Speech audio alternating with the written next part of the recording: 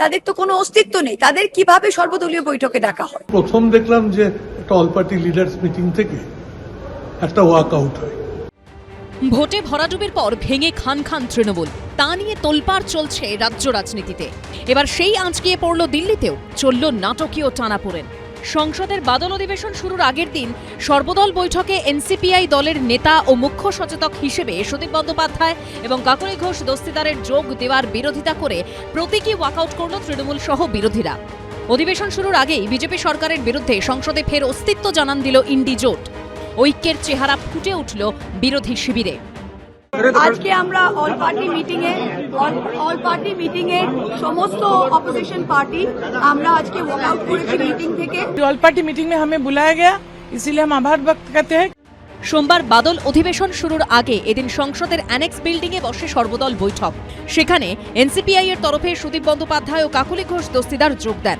বৈঠকে ঢোকার সময় সুদীপ বন্দ্যোপাধ্যায়কে স্বাগত জানাতে দেখা যায় কেন্দ্রীয় সংসদ বিষয়ক প্রতিমন্ত্রী অর্জুন রাম মেঘওয়ালকে।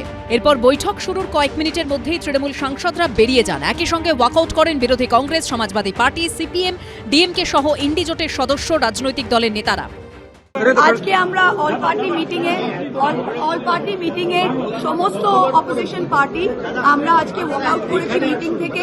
আর কারণ এই যে আমাদের বাংলার যে 20টা এমপি আনরেকগনাইজড এনসিপিআই তে তারা বলেছে তারা যোগদান করেছে, স্পিকার কিন্তু তাদের এই মার্জারটা এখনো অ্যাপ্রুভ করেনি এবং তাদের কোনো রেকগনিশন নেই। ওয়েবসাইটে আমাদের এখনো 28 জন এমপি তৃণমূল কংগ্রেস এর লিস্টে দেখাচ্ছে। তো কিভাবে যে ওদের পার্লামেন্টারি অ্যাফেয়ার্স মিনিস্টার, সংসদীয় কারামন্ত্রী কিভাবে ওদেরকে আবার ডেকেছে? যদিও প্রায় 10 মিনিটের পর ফের সর্বদল বৈঠকে যোগ দেন তৃণমূল সহ অন্যান্য বিরোধী দলের সাংসদরা। আমি ভাবছিলাম যে পার্মানেন্টলি বেরিয়ে গেল, কিন্তু পরে দেখলাম 1.5 মিনিটের মাথাতেই আবার ঢুকে পড়ল। আমাদেরকে চিঠি দিয়েছে পার্লামেন্টারি অ্যাফেয়ার্স মিনিস্টার, তার চিঠির ভিত্তিতে আমরা এসেছি।